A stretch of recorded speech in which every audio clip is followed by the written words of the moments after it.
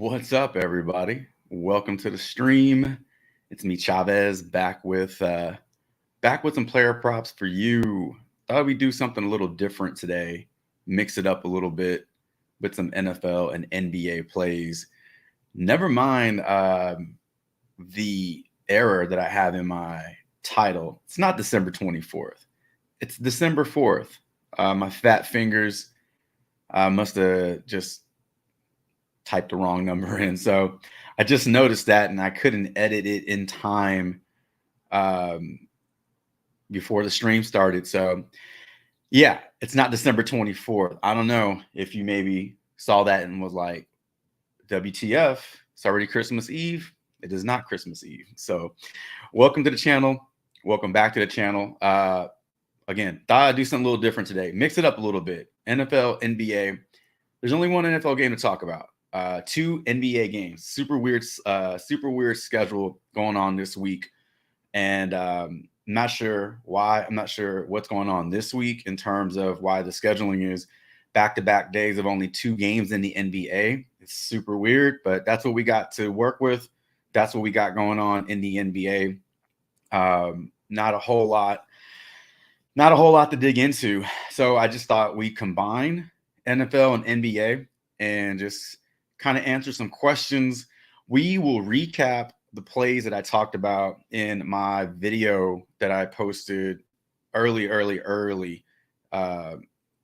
today or late last night, whichever one makes the most sense. So we'll go over those plays. Unfortunately, most of those plays have been bumped, which I thought they would, which is why I wanted to get that NBA video out there super fast, because I thought those plays would bump or be taken off the board. So I tell you what, we'll just do that right now. We'll go ahead and just recap the three plays. If you didn't watch the earlier video on the channel, then here's what we covered. We covered three plays. Covered Ingram's points. That has been bumped to 21. We covered Valanciunas' PRA. Now this one has been bumped all the way up to 25 PRA. So is he capable of hitting 25, 26? Yeah, for sure. But man, I mean, 1.5 bump is a big difference. So I'm glad I got it in when I did, because at 25, that's just a pretty significant increase. And then the third play we talked about was Derek White's assist. Now, this one, I believe, has been bumped up to 5. You can still play it at 5. It does offer a lot of push potential. We went over reasons why I like this one at 4.5. At 5, I would honestly just stay away. I know there's not a lot on the board in terms of NBA plays, so maybe you feel forced to take some bumps, and if you feel like that's the best choice for you, God bless. But I can only play so many bumps, within a slip. So I might just be staying away from that 5. If it got brought back down to 4.5, for sure, I would encourage you to hammer the over on 4.5. So what's up, Donnell? What's up, CCH? Hope y'all are doing well. Man, this in-season tournament is so weird. I had to ask the Discord the other day, because when Luka didn't play and he got scratched, we had him as one of our plays. I thought that was so weird, because the NBA has been promoting this in-season tournament to heighten the these games and promote these games. Then Luka gets scratched, and I was like, well, that's shitty, because I thought they were supposed to be playing in these games. It's a Friday night. And then I didn't realize that Dallas had been eliminated already. So there are so many teams that are eliminated. So now it's making sense why some of these guys weren't playing. So I don't even understand the incentive, to be honest with you, because you're talking about players that make, even the scrubs make 2.5, 3.5 million a year. Even these dudes on a two-way, these guys are getting paid like 50 grand a game to jump into the NBA and then go back down to the G League. I heard one telecast kind of talk about the incentive, and I guess it does make sense for the coaching staff or some of the bench players who aren't making a ton of money, because the overall purse for that team that wins it is pretty hefty. So maybe not for the big stars, but I guess for like the assistant coaches and stuff. But yeah, it would be very difficult to incentivize me with like a tenth of what I make a year. Like if you tell me that I have to show up and do something and I already make 10 times that amount of money, it's hard for me to like, it would be hard for me to buy into that based off the money. So yeah, I'm with you, Donnell, man. I don't really understand, but they're doing a hell of a job of making these players talk about the in-season tournament in these interviews. I've heard like 4 or 5 different post-game, pre-game interviews with players, and they're all like super excited about the in-season tournament, which I think is a little bullshit, but that's the NBA agenda that they're pushing out for sure, man. I'm with you though. I'm with you. So those are the 3 plays that we talked about in the video. We'll spend some time on Prizepicks today. I do have some NFL player props that I have my eyes on, and I just wanted to go over those with you all. But as always, if you got any, if you have any like questions, you have any player props that you want me to dig into, drop them in the comment section. I'll be sure to jump on those. So let me pop over to Prizepicks real quick and just show what's on the board, because again, one NFL game doesn't leave us a whole lot of options. And pretty much I think everyone's going to be on the same plays, right? Like if it's a good play to you, it's probably going to be a good play to everybody else because there's not that many options. And so when you have such a short, like limited slate, I think that's when you start to see a lot of props getting bumped up because everybody's hammering the over or under, and Prizepicks has to keep those lines moving in order for them to make money. So a player prop that I did have my eye on going into the NFL board on Prizepicks was Trevor Lawrence rushing yards at 13.5. I have been paying closer attention to NFL quarterbacks and their rushing yards. It's a very, very low-key line. You don't typically think of quarterbacks rushing for a lot of yards outside of like Jalen Hurts, Lamar Jackson. I know I'm missing a quarterback. That's a very, very obvious quarterback. Josh Dobbs, guys like that. But guys like Trevor Lawrence, Patrick Mahomes last night, 26 rushing yards on a 19.5 rushing yard line. That was an easy over. Guys like Mahomes, Lawrence, even CJ Stroud, who are pocket passers, I guess. Those guys, like over the course of a game, they're running the ball 3 to 5 times. 13.5 rushing yards is not a lot. You can get that in one bootleg or one broken play. You run it up the sideline for 12 yards, 13 yards. So this one I do have my eye on for Trevor Lawrence for the over. And then also looking at his passing completions and passing attempts. Now, this one for me it's a toss-up between the two. Passing attempts you think is like the easier one because it doesn't have to be a completion. It just has to be an attempt. So it can be an incomplete pass. It can be an interception. Those all count towards the overall number. But I think you have to look at the game environment.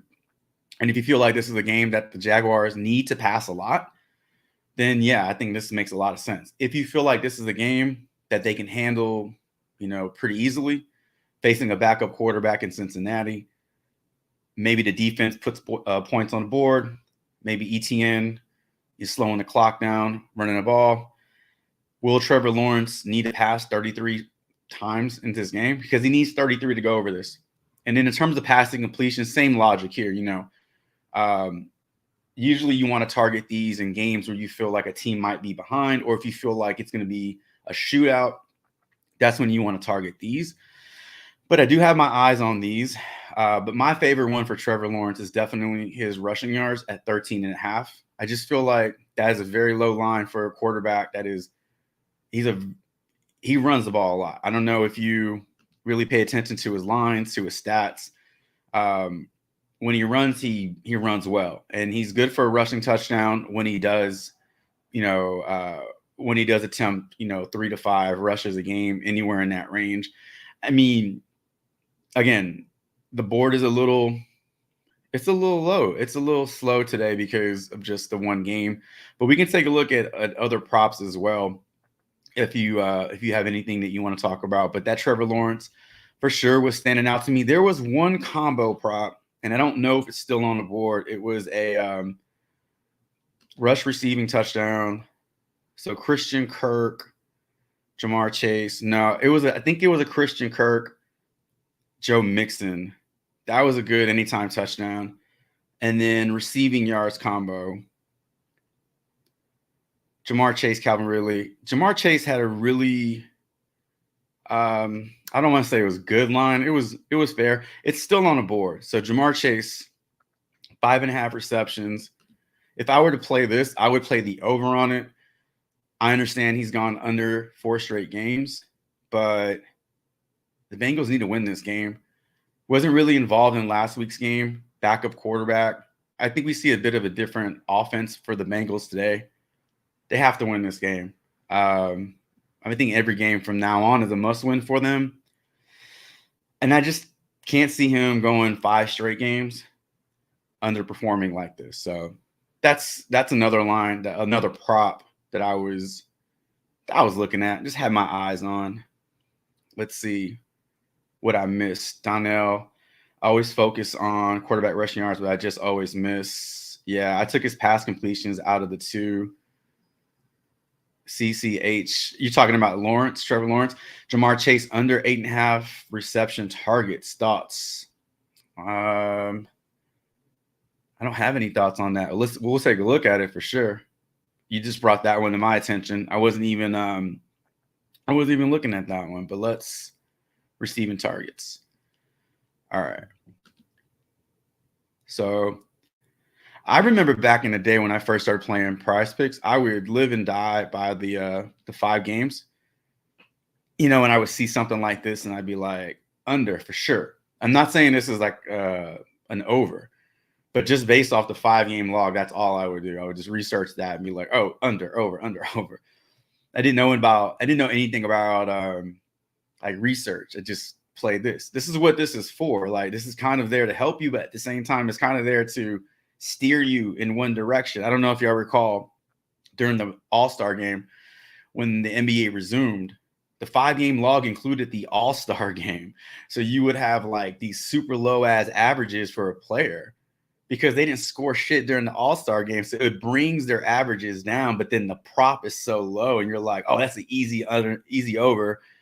And you just got to really pay attention to those little things Prizepicks will try to sneak in there on you. But Jamar Chase, targets, and I tell you what, we're going to go over to props.cash, and we are going to use their tools to dig into Jamar Chase's targets and receptions, because I would believe that they correlate well, right? So, like, if you like the over on his targets, maybe you want to go over on receptions in another slip.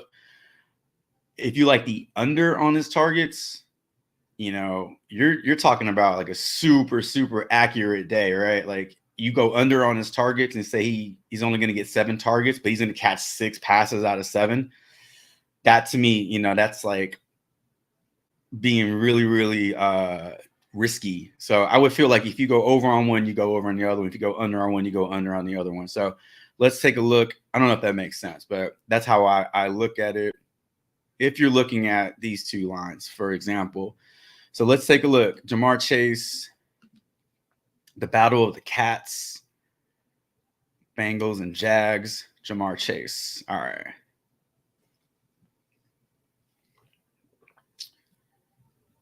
If you're interested in this anytime touchdown, I don't even know if that's available on Prizepicks, but plus 235. All right, so let's do receptions. All right. I haven't looked at the odds or anything, so I was looking at his receptions, and now I'm looking at the odds. It's minus 120 to go under, and I'm like, I don't know about that one. If you're an odds player, you'd be like, hell no, take the under on that. But let's look at this together. So 4 games straight, gone under. I would assume that this is based off the backup quarterback being in there. What's this dude's name? Jacob Browning? Jake Browning. Okay. Yeah, I would assume that this is because this dude's in there instead of Joe Burrow. But 4 straight games of going under. is Jacksonville's defense that good to where you would say, nah, man, I'm staying away from Jamar Chase because he has a backup quarterback known on the ball and the Jags defense is shutting the pass down? Not really. Bottom of the league in passing yards allowed, bottom of the league in passing touchdowns allowed, and bottom of the league in passing attempts allowed per game. Yards per completion, this is important too. If you're looking at his yards, they're 11th. Excuse me, 21st in the league, allowing 11 yards per completion. They're basically averaging a first down per completion if you want to look at it like that. Not getting a ton of pressure. Actually, 28th in the league in getting pressure on a quarterback in terms of sacks. Yeah. So the passing defense for the Jags is not super scary. Jake Browning does not have to do a ton in this game to have a good game. He has the playmakers around him. I mean, Jamar Chase is projected for 6.5 receptions on a 5.5 line. He's projected for almost 90 total yards from scrimmage, rushing and receiving. If you want to take a look at his targets, scroll down. We can do that. Targets. So, yeah, this is kind of a tale of two tales, a tale of two cities. You got the first like 3, 4, 5, 6 games of this game log here. He's averaging, I mean, well over 10 per game. And then you got this dip. So, yeah, this doesn't look good, but sometimes you just look at the game environment and you just have to kind of create the story, right? You have to say, must-win game for the Bengals. They're on the road. Is Joe Mixon going to get it done? Is he going to rush for 100 yards? Is he going to do enough on the ground by himself to like slow things down? And like the Bengals have to get a lead first, then bleed the clock. Like, or does it make more sense that they're playing from behind, that they have to play catch up on the road? And Jamar Chase is the best weapon on this team. And Jake Browning, he's going to have to like just target him more. Like what goes down must come back up. We talk about this, positive regression, negative regression kind of thing. If anybody was due for some positive regression, it'd be Jamar Chase. So I would honestly look at the over on his receptions. Targets are a little different because, I mean, yeah, but like I mentioned, if you like the over on his receptions, you would like the over on his targets. 9 targets today. 9 targets versus the Jags. He had 19 targets against Arizona. Wow. Oh, man. Yeah. I actually do like the over on his targets just based off what we just talked about in terms of him being the weapon, being the go-to on this team. Bengals have to win this game. The Jags defense is not scary. Look at the teams he's been up against. Okay. So say what you will about Buffalo. You can say they're good, they're bad, their defense is whatever. Not an easy matchup, right? Houston's secondary, super underrated. Very, very underrated defense in Houston. D'Amico Ryans has transformed that team from the inside out, outside in. That defense is playing like a top 5 defense in the league. And they've been playing at this level in the entire season, pretty much the entire season. Very tough matchup for Chase. Then he goes and plays Baltimore. Maybe Baltimore doesn't have that vintage defense anymore, that shut them down type of defense, but playing in Baltimore is never easy. And then Pittsburgh. Okay, division games. These division games are gross. Like the NFC North or the AFC North is gross. These are like 3 yards in a cloud of dust type of games, beat you up kind of games, low scoring typically. Not an easy matchup. This matchup versus the Jaguars is a little bit more favorable towards the over on this line. So, yeah, just looking at all that and considering the competition versus the competition today, I think the over on his lines I think that would be the way to go. My favorite of the two, God, man, those are nasty odds, though, man. Minus 120. It's hard to look at that and say, I'm going to take the over. But, yeah, 6 receptions, honestly, is not It's not a lot. So that's what I'm looking at for Jamar Chase, targets and yards. You took the unearned receiving targets. Yeah. Let's see. Rushing yards for quarterback, Donnell. So I think I started playing rushing yards on quarterbacks a few weeks ago, and it was not a line. It was not a prop that was on my radar. I always look at the quarterback passing yards, passing touchdowns. You can't really play the rushing. Well, first of all, the line has to be available for you to play. So on Prizepicks, but sometimes quarterbacks just aren't going to rush the ball, right? Like sometimes you got quarterbacks that would do everything in their power to not run. Like Brock Purdy will not run from the pocket. He will throw an incomplete pass. He will scramble to pass. He will try to do that. CJ Stroud, very similar. That dude will not run the ball. I mean, unless like, I don't know, man. Like if his feet are on fire, he might run the ball, right? But like that dude is not going to run to pick up yards. He's going to scramble to set up the pass. But then you got quarterbacks like Trevor Lawrence, who plays are designed for them to run, and Jalen Hurts and Lamar Jackson and Josh Dobbs. Those guys run the ball because that's the play. And so I started paying a little bit more. Justin Fields was the other quarterback. I'm like, I know there's another quarterback that will run 9 times a game and design run, it's Justin Fields. So I started looking at that, and a lot of these lines are a little too low. What scares me is college football, is like when you play a college football player prop, like a quarterback rushing yards, because sacks count towards those yards. So like Shedeur Sanders, I think one game he had like negative 70 yards rushing because he got sacked 8 times. And so like his rushing yard prop will be like 0.5 or 1 yard. And you're like, oh, easy over. Nah.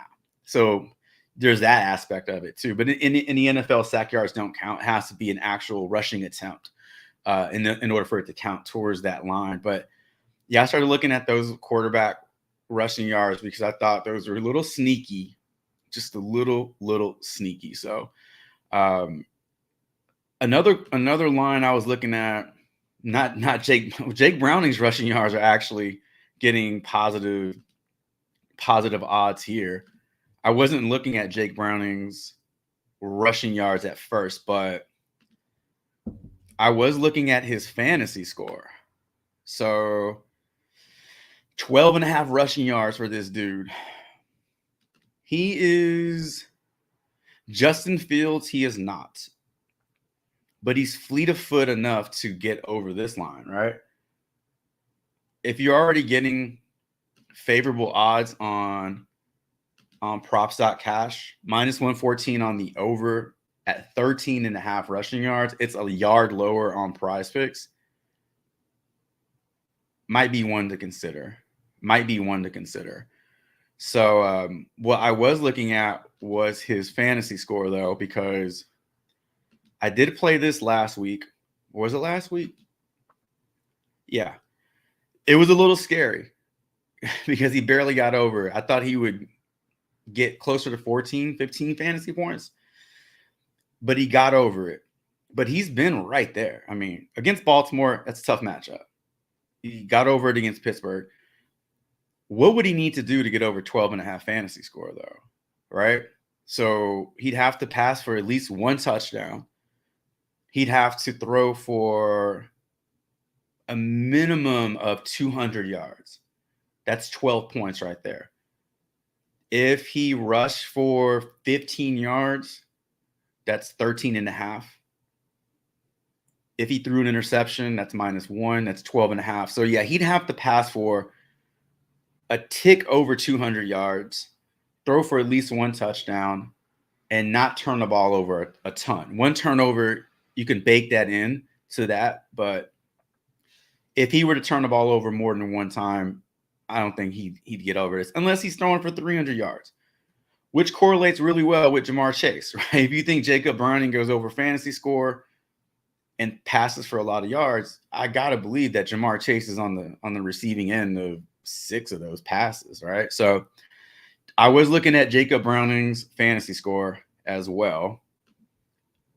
Rushing yards and fantasy score. So we're already at 6. Oh, I have a multiple Trevor Lawrence here. All right. So Browning, rushing yards over, fantasy score over, Lawrence over rushing yards. I personally like the over on Chase's receptions, but honestly, if you took the under on those two, I wouldn't hate it either, because just as quickly as I've talked up Jacob Browning and how bad the Jags defense is, I mean, all it would take is one defensive touchdown by the Jags and the Bengals are already in the hole. And now they're just pinning their ears back and they're getting after this guy, right? He's running around like his feet are on fire. I don't know why the feet on fire thing is like, now it's in my head, but I think it's super important to be able to create a story around your player props. Like, not just look at the player prop and just say, yeah, that's an over, that's an under. Like, why is it an over? Why is it an under? Why do you like it? Why don't you like it? If you can create a scenario, it's going to help you really make better picks. It really is. Sometimes you like look at a play and you go, I can't think of how that's going to go over. So then you don't play the over. But I think you need to take that extra step and try to figure out like what that story looks like to you. So at least that's what I do. Works for me. So anybody got questions about a player prop they like or don't like, or it doesn't even have to be NFL. We've been talking NFL today on the stream, but in terms of NBA, I mean, we got 2 games, so not a whole lot to choose from. I want to pull up Brandon Ingram and see if that got bumped more. Whoa. Holy shit. We played it at 20.5. It's already at 22.5. 2 points higher. Damn. That's crazy.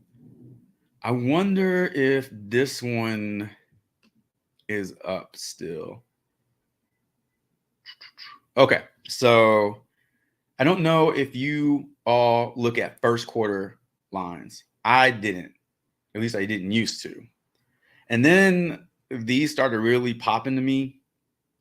And if you have a certain game and a certain player in a game and you know that player is on a hot streak, if you know that defense allows a lot of points to that position, sometimes looking at these first quarter points is profitable. One that I had my eyes on and it got bumped was Brandon Ingram at 5.5. And I liked it for a couple of reasons. Number one, I already like his full game points. So I would like for him to score 6 or more in the first quarter to help with that overall point prop. But at 5.5, this is something that is really attainable for him, especially versus Sacramento, because he plays so well versus the Kings. If you wanted to take the over at 6, you could, because when he goes over like with 7 or more. So this is a fun game environment. You know, it's not like a nasty, slow game like versus the Philadelphia 76ers or the Raptors. This should be a good up-tempo game.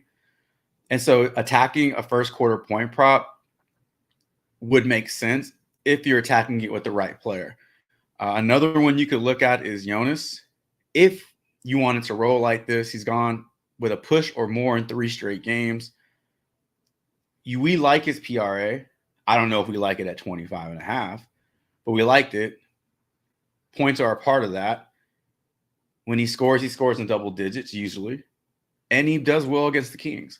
Again, another matchup that we can exploit if you wanted to look at the over on his points.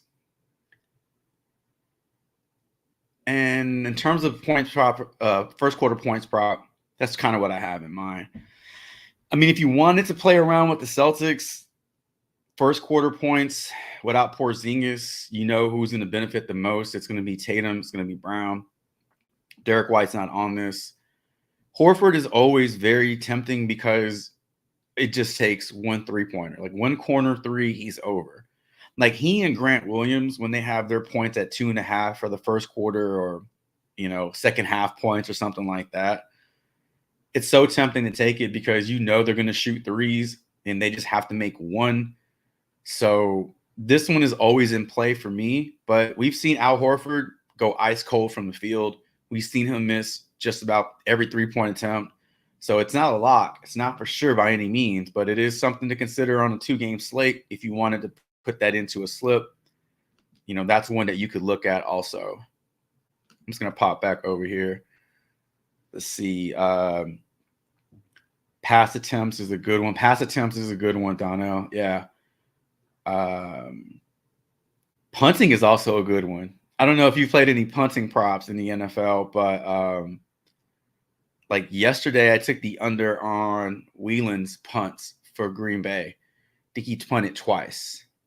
And so I also like the over on, Jordan Love's passing yards and Christian Watson's yards and Reed's reception. So if you feel like all that's going to happen, then they must be moving the ball pretty well throughout the game. So fewer punts, that's how I kind of correlated that. But punting is also a very good line to look at. Sometimes if you got two teams that just it's like a low scoring kind of game, you look at the over on those punting props. De'Aaron Fox for PRA. What do you think of that pick? Let's take a look. I was looking at it earlier because I think it was at 37, 36.5. Give 0 Foxes. All right, let's see. 38 right now. But 38 for De'Aaron Fox is like, it's like recess. It's like a recess session. Easy. 38. Okay, let's head over to props.cash and pull this up. Also, I was going to pull up the slide about the props.cash promo that I have, but all that information is in the video description. So any partnership and affiliate that I have for the channel, all that's in there. Props.cash is legit. Like if you were going to go with one tool, like one optimizer, or I don't know, there's so many things out there nowadays. I would choose something like props.cash. I know there are other sites like props.cash, but something that's going to give you kind of like a one-stop shop, all-inclusive type of experience where you can look at odds, projections, past games, matchups with and without certain players. You want something like that gives you bang for your buck. So if not props.cash, something like that is really going to help your researching process. All right. But when we only got 2 games tomorrow, man. Ugh. fucking New York and Milwaukee. That game is going to actually, Milwaukee's defense is so bad this season. We might see a pretty high scoring game in that one. For real. And then Phoenix and LA. That one should be fun to watch. All right. Fox. Looking at his PRA. Coffee's getting cold. All right. So even though it did get bumped, I know I saw it at 37. If y'all saw it at 37, let me know. If not, I don't know what I saw at 37. I swear on my mama, it was at 37. All right, it's at 38.5 on the books, which is still 0.5 higher than what Prizepicks has it. So you're getting it at a lower line. So that increases the odds for the over in favor of the over. 4 straight games of 40 plus PRA. Looking at who he's played, Minnesota, Golden State, the Clips, and Denver. Head-to-head matchup versus the Pelicans. Pelicans don't offer as favorable of a matchup as the Kings offer the Pelicans. So we looked at the defense for the Kings and what they allow and how well these guys are playing versus the Kings. But on the flip side, at least for De'Aaron Fox, he's struggled a little bit. 2 games this season, 16 PRA and 33 PRA. Now, projections are looking really good. Projections are in favor of the over. The odds are in favor of the over. Middle of the road in rebounds and points allowed. 21st in 3-pointers allowed, bottom of the league in assists allowed. What happened in those 2 games where he only got 16 PRA? Well, he only played 29 minutes in this game, played 38 minutes in this one. So he got the minutes here. Attempted 18 shots and 17 shots. Terrible shooting night. Well, that'll do it. Going 5 for 18. That'll do it real quick. 9 for 17, a bit better. I mean, shooting 28% from the field will never help. Ever help. Going 2 for 12 from 3 will never help. Going 2 for 7 won't help. But damn, 2 for 12. That's 2 for 12 is like a fucking fast food deal. Like two meals for $12. You definitely don't want to go 2 for 12 from the field. Give me 2 for 12 at Whataburger. I don't know if y'all know what Whataburger is. It's a Texas thing. I think it's just Texas. It might be in California now, but Whataburger. 3-point attempts. All right. Yeah, so it looks like he just had a really bad night from the field. That'll do it. I thought maybe he got in a foul trouble or, I don't know, like he broke his neck or something. Like, only get 16 PRA, no foul trouble. In fact, his last game, he got into greater foul trouble, and that was the one he put up more PRA. So if De'Aaron Fox stays out of foul trouble and he doesn't go 2 for 12 from the field, I think he's in line for a good night. We already got the support from the books to help, right? So projections look good, odds look good, and we're getting a lower line on Prizepicks compared to what you're seeing on other books. So yeah, I mean, 38 on FanDuel, 37.5 on DraftKings. If you play different books, getting it at DraftKings and BetMGM, well, damn, I'm assuming all these have been bumped up by now. There's no way all these books are at 37.5 still, but if FanDuel has it a little higher. So yeah, I say the over's in play, no doubt. He's just been playing really well too. So you also have to look at the fact that, like, sports players, it's a game of streaks, right? It's a game of momentum. So you got cold, you got hot. De'Aaron Fox is hot. 4 straight games, 4 out of 5, 4, 5, 6, 7, 8, 9, 10. He's gone 6 out of his last 10. So I like that one, Donnell. I like it. What else we got?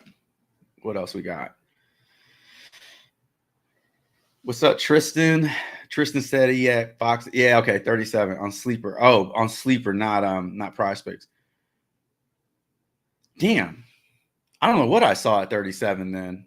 I must be losing my mind. Kevin Hoyta at 3.5 rebounds. What's up, Jay? I like the overs you talked about. Yeah, man, thanks. I tried to get that video out super early. I did not think we'd be seeing 2 and 3-point bumps on these dudes, but such is the case. Tristan said Sabonis is the move right now. Sabonis, what are you looking at for Sabonis? 36.5 PRA, minus 140. Well, shoot.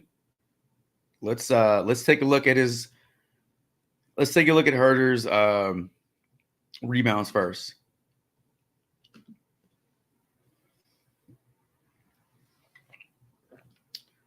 All right. If you're still seeing it on Prizepicks at 3.5, it's getting really good odds. Minus 125 for the over. Projected for 5. 4.8 is closer to 5 than it is to 4. 20th in the league in rebounds allowed, 45 a game. Head-to-head matchups. 1-1 for the season. He got 0 rebounds in that last game, got 0 rebounds in the first game this year. Then comes back and puts up 7 rebounds last game on the 22nd. So it gives him a 3.5 average on the season. We don't care about these games because that happened last season. But 2 things are already in our favor: odds, projections, and good head-to-head matchups. That's number 3. Yeah, I like that one. Sometimes I like looking at what the position has done versus that team. But one thing to note with these lists, they include any shooting guard, like any forward, any center, whatever you filter by. I am only concerned with starters or players with big roles on the team. Like if a guy gets in there, like let me find somebody who doesn't get a lot of playing time. Like Jaden Hardy. Like he goes over his rebounding line, but is at 1.5. He's not a starter. He gets minutes, but it's not like 30 plus. Compare that to a guy like Kevin Huerter, who is a starter, who is seeing upwards of 30 minutes a game. Even a guy like Kobe White, two entirely different roles on a team. So sometimes it's easy to see a bunch of X's and say, damn, that team is shutting it down. Just got to look into it a little deeper because there's a reason why they're propped at 0.5 rebound a game or something. So Kevin Huerter's in a good spot. That's a good one. 3.5 rebounds. If it's still at 3.5 on Prizepicks, for sure. All right. Demonis, Sabonis, PRA. Is it at 36.5 on Prizepicks?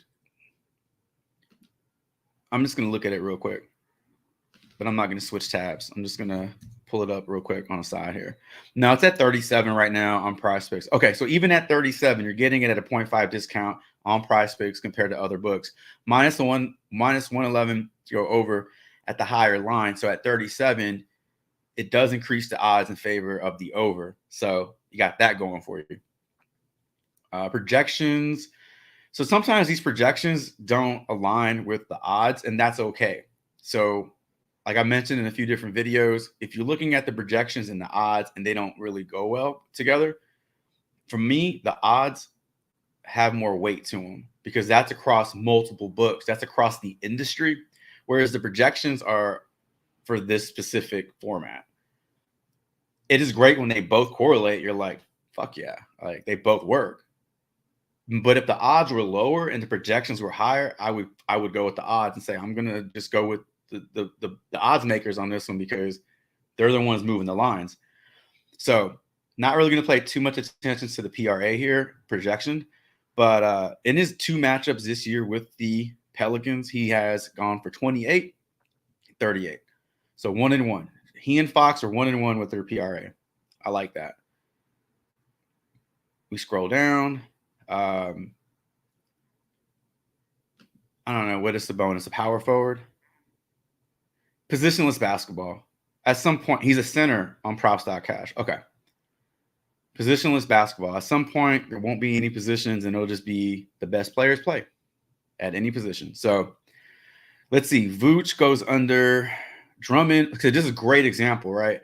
Vooch is your starter. Vooch is getting the bigger role. Yes, Drummond has a nice role carved out as the backup, but you're not running Drummond out there every game as a starter. So for him to go over his line of 15.5, it's pretty good. But also keep in mind, he's going against the backups and second teamers. So your starter doesn't go over, your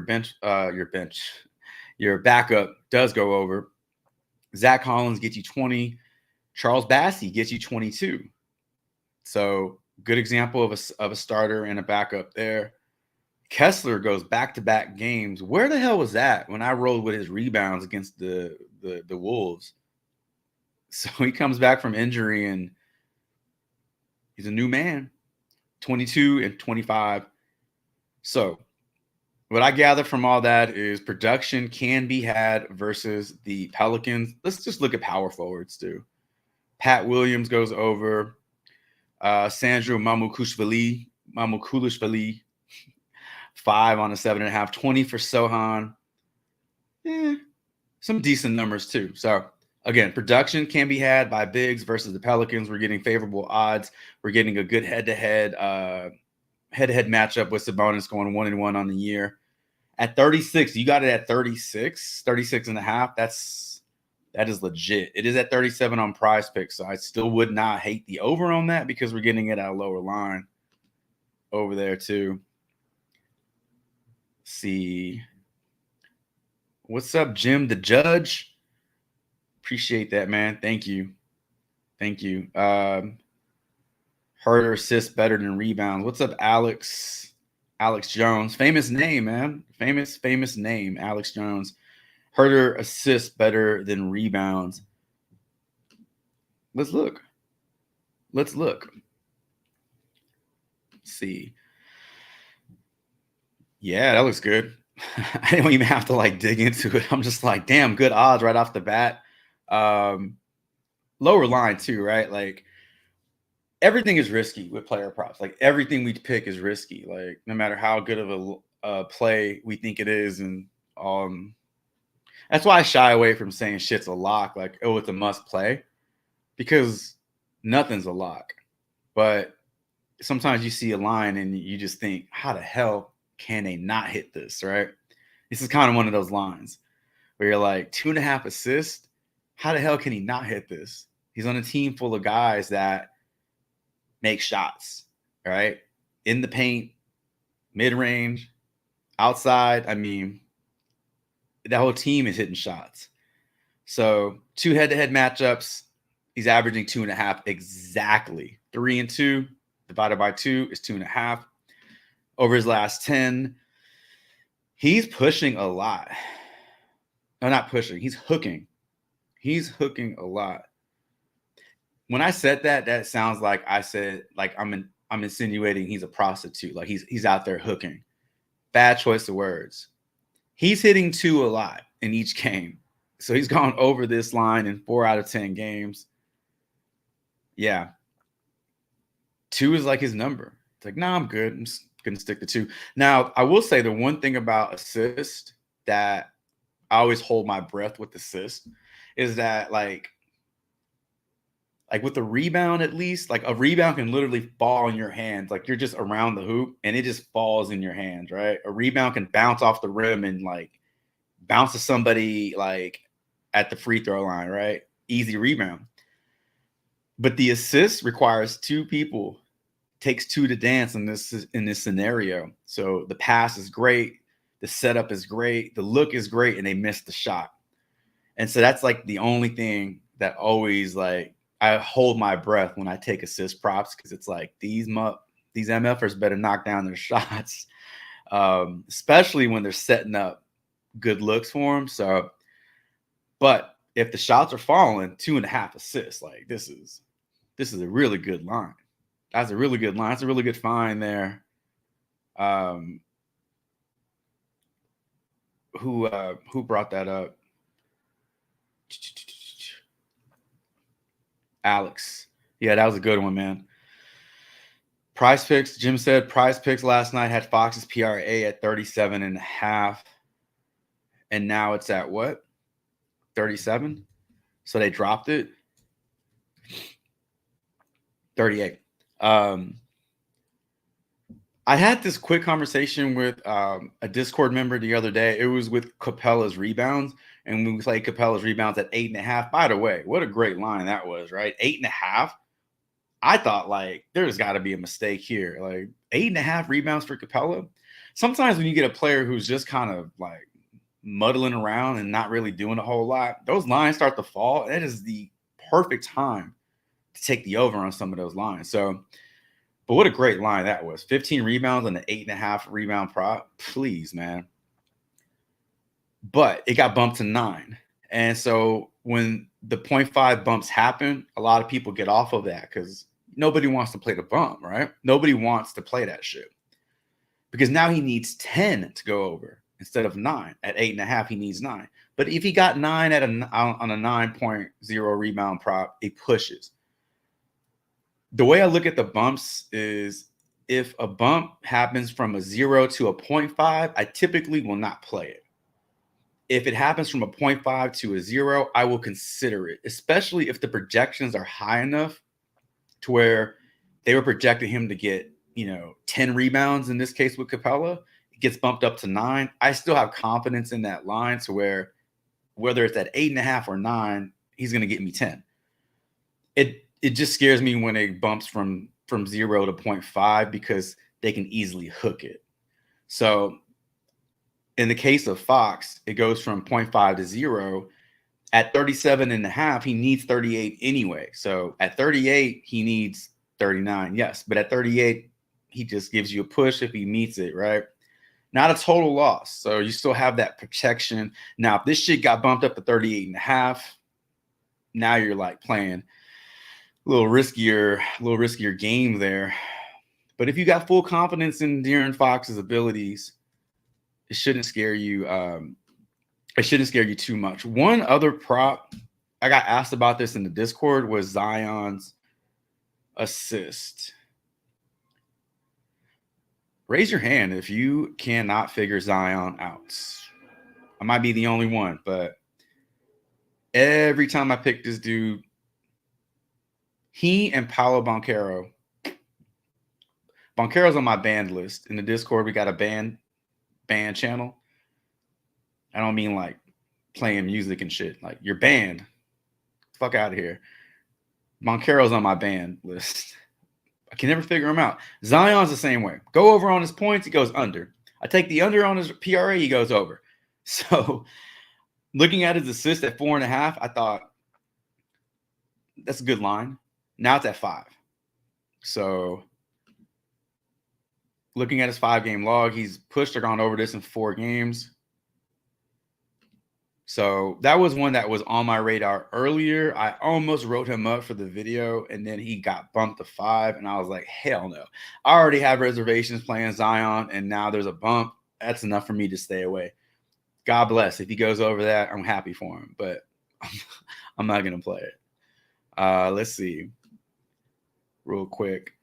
Zion PA over straight assist. Zach has no bodies to stop him from scoring. That's a good point. That's a good point, Alex. PA. Points and assist.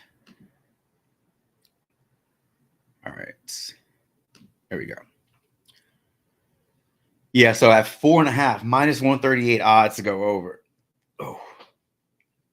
That's very hard to ignore. When you see that, you're like, oh.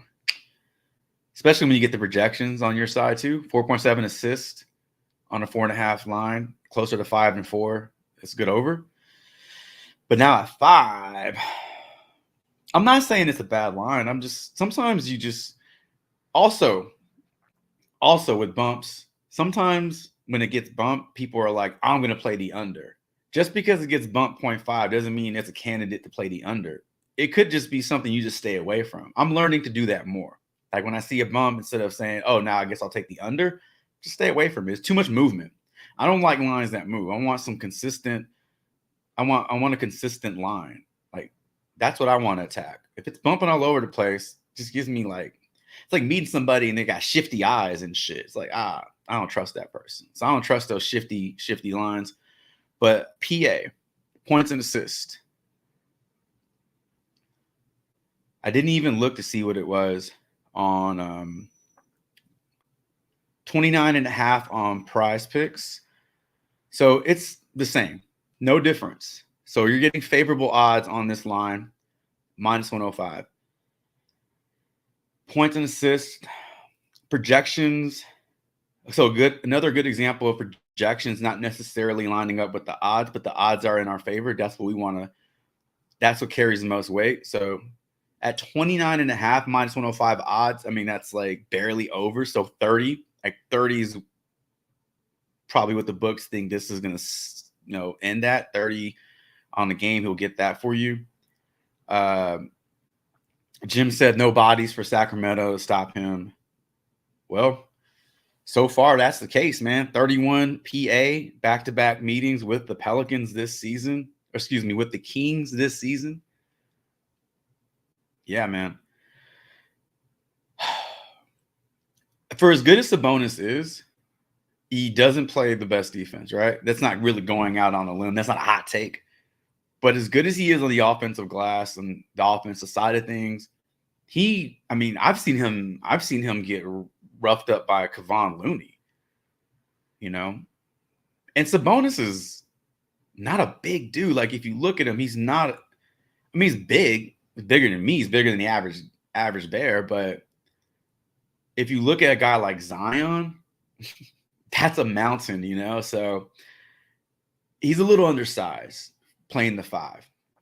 And he makes up for it with his skill, his footwork, his hustle, and he's just a good basketball player. But like, yeah, you're right. Like bodies inside, that's a big deal, especially for someone like Zion. So I like that one. 29.5 PA. That's a good one. I wasn't really looking at Zion's props, but that one, I would like this more if we got it bumped down to 29 flat. I don't know if that would ever happen today, but if it does, that'd be a solid over for sure. Yeah, I like that one a lot. Let me just pop back over to Prizepicks real quick, and so turnovers. I flirt with turnovers here and there. I love picking on Jaylen Brown because it's easy and he turns the ball over a lot. I like attacking turnover props for players who have the ball in their hands a lot or who want to run a lot of ISO shit like Jaylen, who still can't go to his left. Like, it's amazing. I know last year he had the broken hand or broken wrist or whatever he was playing with, and it was really bad to watch him like try to handle the ball. It would just bounce it off his knee. So that's one that's always on my radar. But against the Indiana Pacers, this one is in play. And what I like about Jaylen Brown is when Tatum sits, he's running the show. It's his team out there. So he has the ball in his hands a lot. He's shooting a lot. He's driving a lot. He does make ill-advised passes throughout the game. So sometimes he hits this in the first half. But if his shot's falling, he really doesn't turn the ball over a lot. I don't know. It's weird to watch him play. But that's one that's always on my radar is his turnover props. Sometimes you can find really good turnover lines on bigs. And I mentioned this in the video last season when I first started doing player prop videos. I had to burp. But attacking centers or power forwards, bigs, with their turnovers is smart because when we think of turnovers, we typically think of somebody making a bad pass and it gets intercepted or like they just lose it. Like Rudy Gobert, for a long time, he would get the ball in the paint and just like fumble it like a hot potato. And it was like easy over on his turnovers. But offensive charges for bigs, I think offensive charges happen a little more often with the bigs than they do guards. And you're not really seeing bigs with that footwork like you would see on a 2 or a 3. So turnovers I think bigs are a little bit more prone to turnovers. Someone like Miles Turner is a good candidate for the over on turnovers. He's also a good candidate for steals and blocks. So Prizepicks has kind of wisened up to that. You're not really going to, on a 2-game slate, you're not going to see his steals and blocks. I'd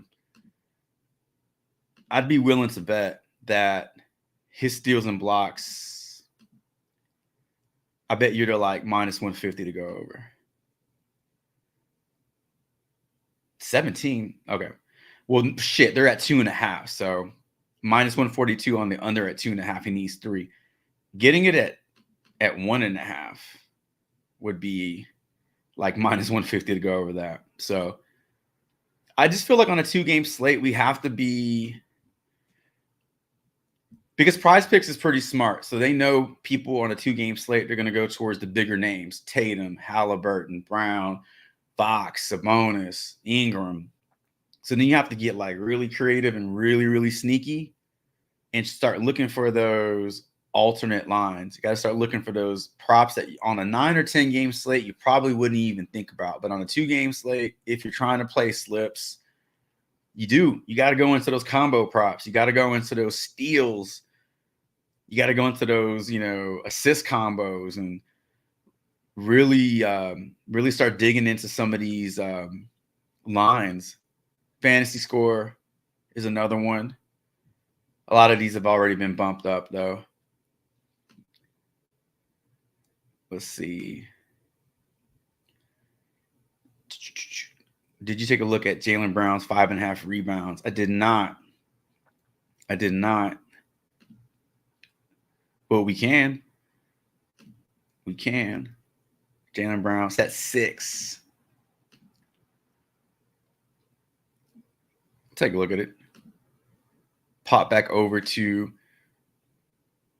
PDC. Find Jaylen Brown with his tiny little braid, tiny little cornrows. All right.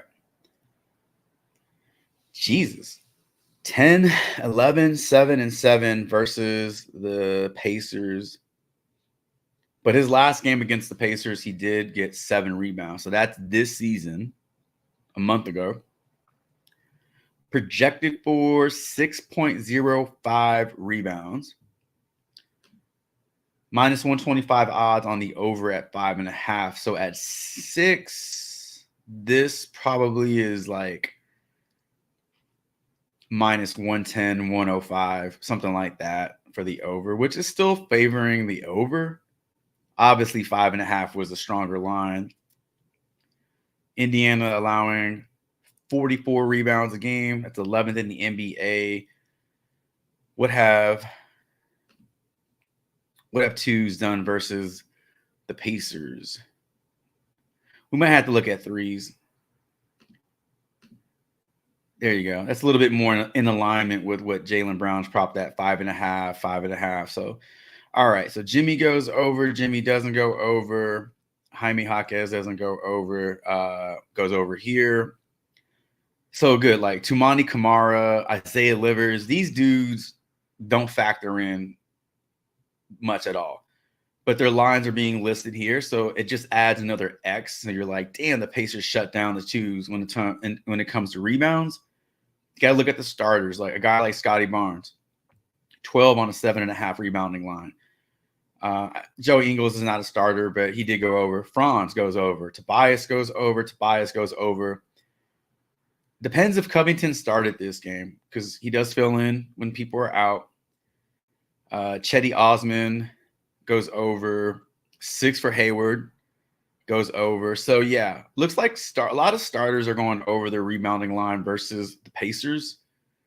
And you are getting slightly favorable odds to the over, and the projections do line up. So, yeah, if you got at 5.5, much better at 6. But at 6, you could still play it. But for me, it might be one of those lines where I just stay away from rather than playing the under on.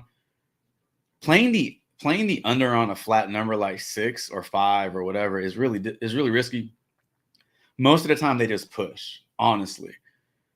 Even if like the odds are saying like this is going to go under, it usually just pushes. Like Sengun's assist last game out, it got bumped up to 5, and heavy juice was on the under. It doesn't make a lot of sense because at 4.5 it was over, right? But at 5 it's under. So you're already projecting him for more than 4. So if it was at 5 and it's going to go under, you're telling me he's only going to get 4? It's contradicting. So if you learn to read those odds at 5 and now the odds are saying to go under, it's going to push. If you already got a good idea like a prop is going to push, why even play it? Like just move on to something else. Like, I mean, I don't like those odds, and I learned the hard way, like just staying away from those odds altogether. So, but looking at rebounds here,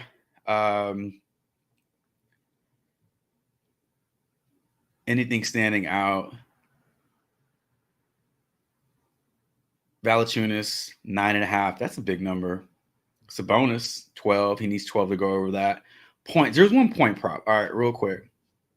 I don't want this stream to go too long unless you guys have extra questions. Okay, Obi Toppin's points at 11.5. So this has been very sneaky. It's sneaky because Obi Toppin isn't a household name. Maybe some people don't even realize he plays for Indiana. They think of him as a Knick. So even money across the board at 12.5. You're getting this at 11.5 over on Prizepicks. So it's already 1 point lower. So when we bring this down to points, you see that Doesn't change his game log at all, but it does increase the odds of the over because it's 1 point less. Favorable projections closer to 15 points than it is 12.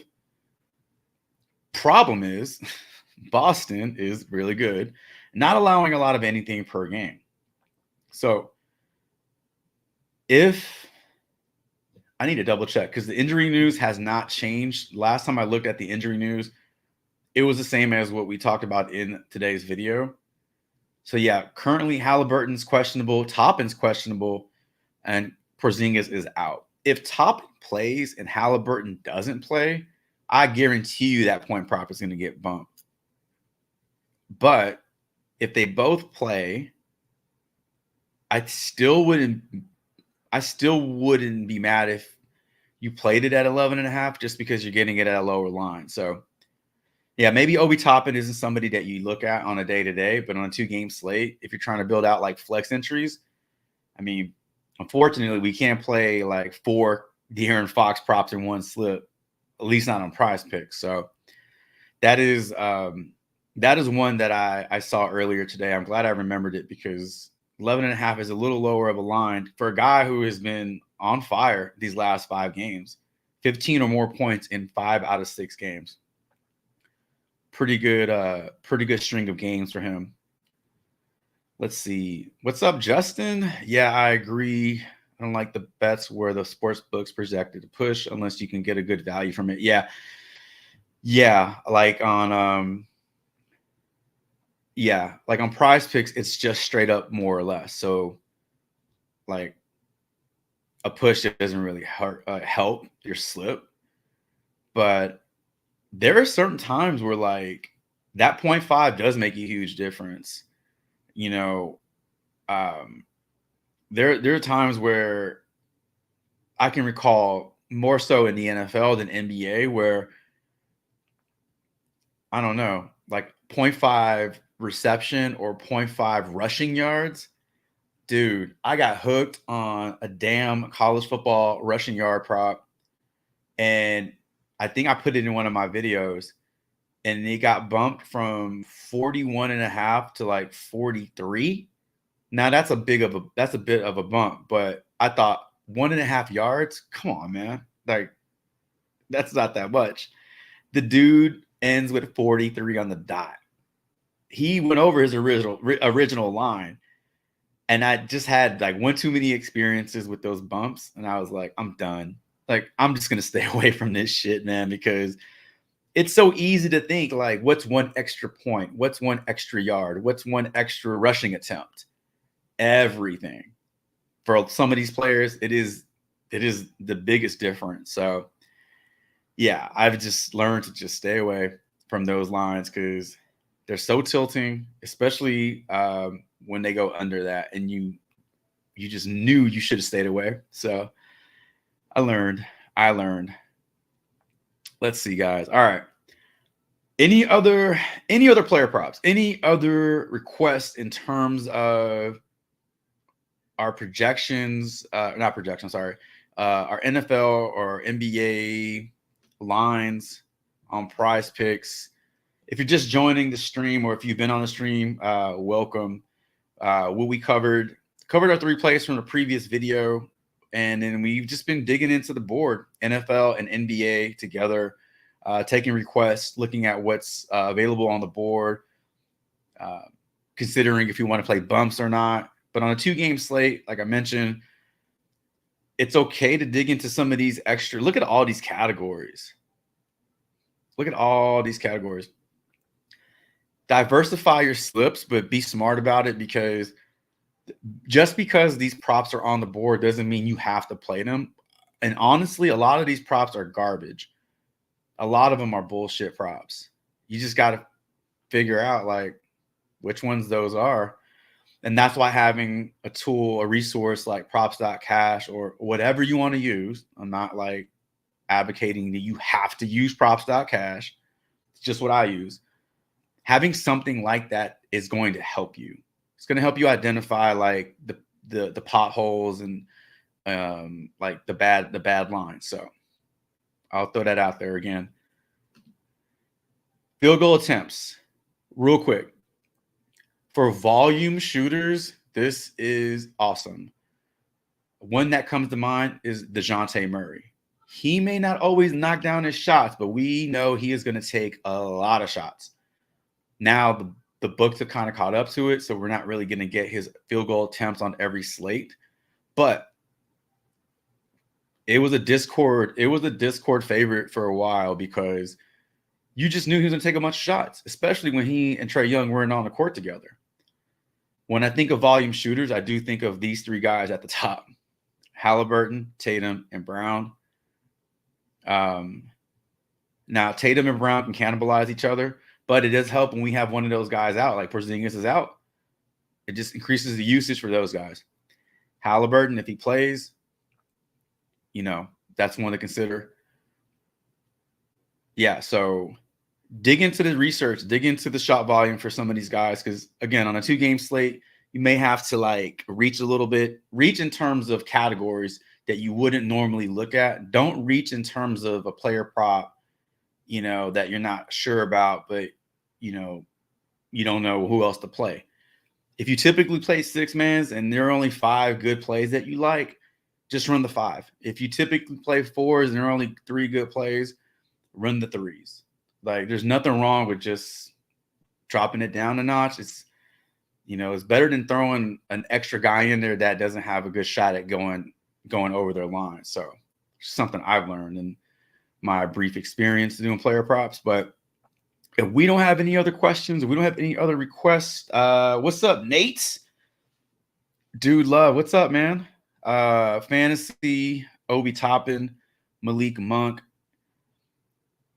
18.5 assists. What? Nate, points and assists? Rebounds and assists? Malik Monk, 18.5 assists? I'm going under that shit all day long. There you go. Points and assists. All right. Dude, I was like 18.5. That's the easiest under ever, dude. For real. All right. Let's see. Obi Fantasy.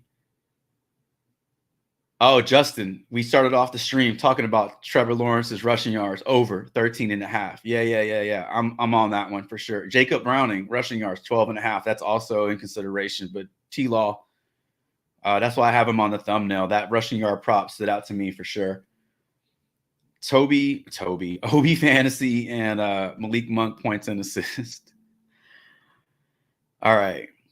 So Obi Toppin fantasy score, we don't have that as an actual line on props.cash.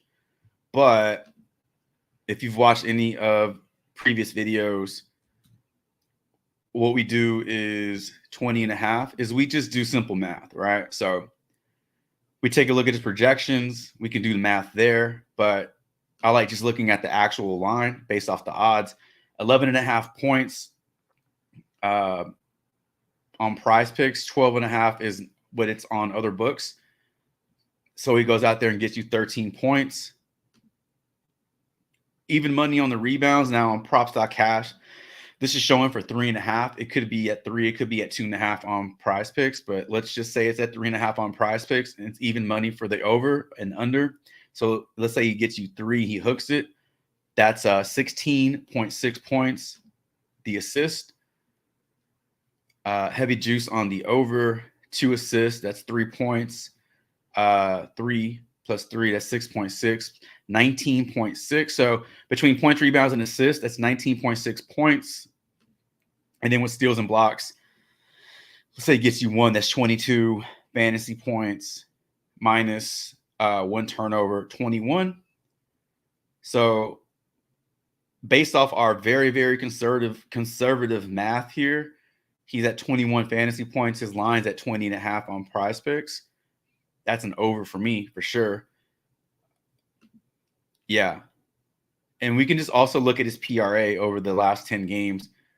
Very, very rarely will you see a player go over PRA but not go over fantasy. They have to have a ton of turnovers. Turnovers will derail your fantasy points. But in this case, if his turnovers are low and we think he goes over his PRA, safe to say that he will go over fantasy. But on our end, very conservative look, 20.5 fantasy points for him. We got him at 21. Malik Monk was the other one, points and assist. Malik the Skunk Monk. All right. 18.5, right, is what you said. So we'll bring it down. So it was even money across the board at 18.5. All right. So projections at 19.45, which is over 18.5. So that's in our favor. What was it? Even money, I said, right? Yeah. At 19.5. But at 18.5, you would assume that the odds shift in favor of the over because it's 1 PRA lower. So 10 games don't look all that great. Head-to-head matchup versus the Pelicans versus the Pelicans doesn't look great. He's 0 for 2 in his 2 games this season. I mean, aside from the odds being in slightly favor of the over, you know, if there's not another play that you like and you want to just go with the over on this one, I mean, you can, just because the odds will change with that lower line. But I'm just wondering what's going to be different about this matchup versus the other 2 matchups for Malik Monk, because he has not gone over this line versus them in 2 straight games. He is getting more minutes. He got more minutes in the last 2 games. Now, like we talked about with De'Aaron Fox, like poor shooting nights will do it to you, right? So field goal percentage is super low in these games, man. 27%, 25% from the field, not hitting threes. So they're either defending the 3 very well versus Monk, or he is just having a terrible shooting night. Or both. He's having a terrible shooting night because they're defending the 3. But he's typically a good 3-point shooter, right? So like that's not what we used to see. We're used to seeing from him. So if you believe that he's just having bad nights from the field, shooters going to shoot. They'll shoot their way out of a slump. Will shoot their way out of a bad performance. I think the over is in play. If you feel like the Pelicans just have his number and the reason he's having a bad night is because they're throwing different looks at him and they're throwing different defenders at him, like is Herb Jones locking his ass down or something, then I take the under on that one. So it just would depend on how you feel. Like, what is the cause of his bad shooting? Is it him just being off? Is he having girl problems? What happened? Did his dog die? Or is New Orleans just locking them down? That would be the biggest reasons to consider for me. Over on, yeah. I saw his fantasy up, dude. 20.5. I saw it. Yeah, you see it right here? Well, I can't pick it now. Obi Toppin fantasy score right there, 20.5. So it's there. I like that. I like that one. See, Joe Mixon over receiving yards. This one got bumped, right? It was at 18.5. It was at 18.5, I believe. What's up, Bruce? Bruce asks, what's your best play? Unfortunately, all my best plays have been bumped. Jonas Valanciunas was probably my favorite play. I don't know about best play, but favorite play at 23.5 PRA. It's been bumped up to 25.5. And then Brandon Ingram's points at 20.5. I liked it up to 21. Now it's at 22.5. So as of now, based off all that we're talking about, Trevor Lawrence rushing yards, definitely one of my favorite plays right now. See, Justin, would you take Sabonis over 17.5 points? I already have Fox over PRA, so I'm kind of skeptical to take it. So I get like that too, man, where I don't want them to negatively correlate. I don't want them to cannibalize each other.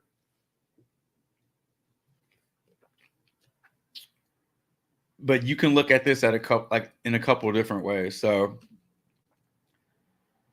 number one, I don't have access to the game total on this sheet.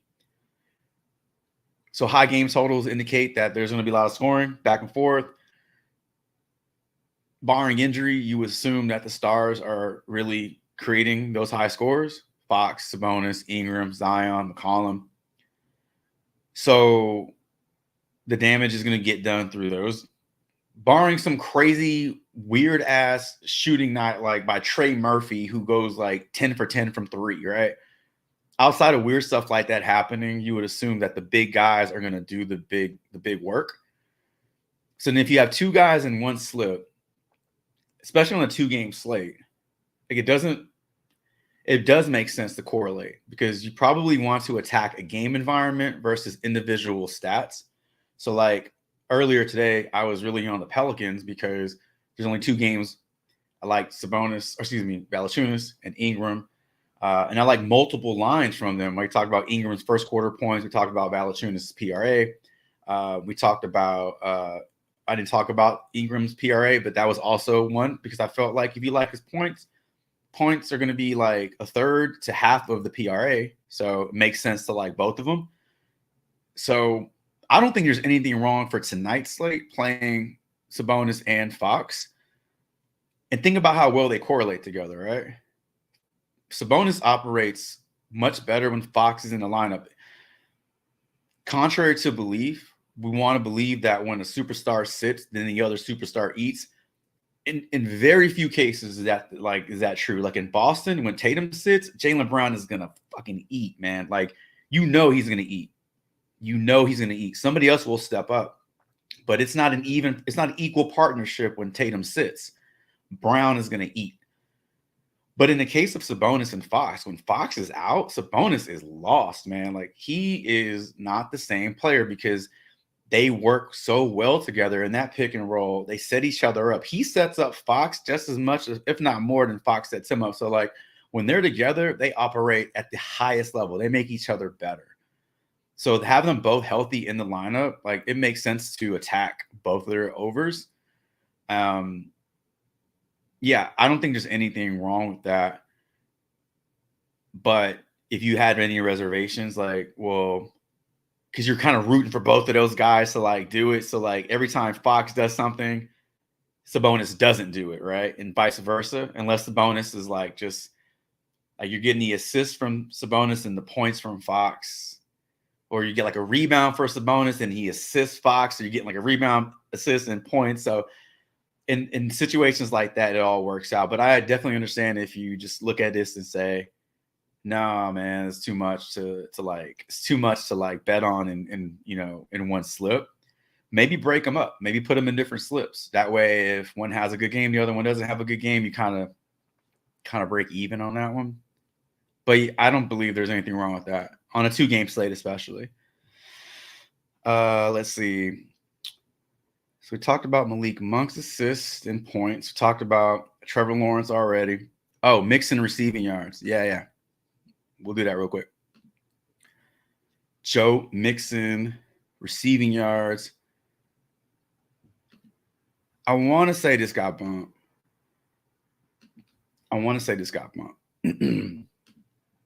Or maybe not. It's at 20.5 on props.cash. Is it at 20.5 on Prizepicks? Yeah, it is. It got bumped right here. 20.5 receiving yards. We'll still take a look at it because you're still getting minus 110, minus 105. I mean, not the best odds, not gonna lie, but they're not the worst. There's no heavy juice on this. Just whatever. But at 20.5, projected for 28.41. So creating a story with this one is something we can do. Without Joe Burrow in, Joe Mixon becomes an even bigger part of this offense because Everybody has to step up a little bit more. 3.5 targets on the season over his last 5. He is getting 3.8 targets. 5 targets in this one. He caught all 5 of them versus Baltimore. He caught both of his targets versus Pitt. So that's good. I don't know if you knew. I didn't know this, but pretty efficient reception to target ratio for Joe Mixon. So if you throw it to him 5 times, he's probably going to get all 5 receptions on a 20-yard, 20.5-yard receiving prop. That means he would have to average a little over 4.5, like 4.5 receiving yards per reception would get him to 22 receiving yards. So is it a coincidence that his targets have gone up a bump since Burrow is out? Absolutely not. So if you feel more of the same is in his future today versus the Jags, for sure. He's shown it right here against Pittsburgh. He did it all in one touch, 39 yards on 1 catch. So yeah, back-to-back games of 30-plus receiving yards. 4 out of his last 5 games, he's gone over this line. We already know the Jags defense is allowing a lot of passing yards. Bottom of the league in passing yards allowed. Bottom of the league in passing attempts allowed. Bottom of the league in passing touchdowns allowed. Even though we're not playing these lines for Joe Mixon, but what this is telling me is that opposing quarterbacks are they're being given time. They're being given the opportunities to spread the ball around. And Joe Mixon is basically a wide receiver in this offense out the backfield on certain drives. So even at 20.5, even though it did get bumped, I don't see anything wrong with playing the over on this one. I really don't. So I don't mind that one. I wish we could have got it at a lower line, though, for sure. All right, let's see. Yeah, you got it at 19. Dude, I just talked about this shit, the bumps, about like, oh, there's not that big of a difference between 1 yard. I mean, if you're averaging like 6 yards of reception, yeah, you're fine, I think. But like, not saying like Joe Mixon is this guy, but there are running backs in the league and college football and Canadian football, whatever we're playing. Like there are some guys that 0.5, that 1 yard is everything, dude. Like I can't tell you the pain on those hooks, man, where it's like, you got to be kidding me. So for Joe Mixon, probably not. For Joe Mixon, that 1 yard is probably not that big of a difference. It does change the odds slightly. It does remove some of that juice, but for certain running backs out there, like for a guy like Dameon Pierce, like 1 yard would be like all it takes for him to go under. But Joe Mixon, different running back, different role, different team. So yeah, I don't mind the over on that one either. So, all right, everybody, if we don't have any other questions or requests, I hope this live stream was helpful. I'm not sure if I was able to open up any additional options for you, but we did cover quite a few plays in today's stream, a few that I had my eyes on, a few that you obviously had your eyes on. So I'm not going to lie. Like when we do these live streams, I've used some of these plays that y'all have talked about. You've asked me to look a certain player up. I've actually used some of those in my slip, and they've been really good. So I hope like we're all benefiting from this kind of breakdown. I hope that you maybe hear a play that you weren't on and now you are, and you can put that in your slip and it helps you profit. That's what this is really all about. Hope that this serves you all well, and I hope that it helps you build better slips. But we covered NFL, we covered NBA, just 3 games to talk about today. Not a lot going on in the sports world, unfortunately. Tomorrow, more of the same. No NFL tomorrow, just 2 NBA games. So we'll run it back tomorrow and do another one of these live streams and try to answer as many questions as possible. But that is going to do it for today's stream. Appreciate everybody checking this video out. Really means a lot, helping me just grow this channel, helping me get new viewers. Every second watching these streams. Every second watching these videos truly helps. If you made it this far, super long live stream, but if you made it this far, consider subbing up, liking this video, dropping a comment. Let me know if you have any additional questions or what you like on the board if we didn't get to your play. And then last but not least, I say this in every video, whether you roll with my props or your own props or anybody else's, I hope they all respect the damn coin. Hope you profit today. Best of luck to you. And until my next live stream, video, YouTube short, you name it, Chavez is out.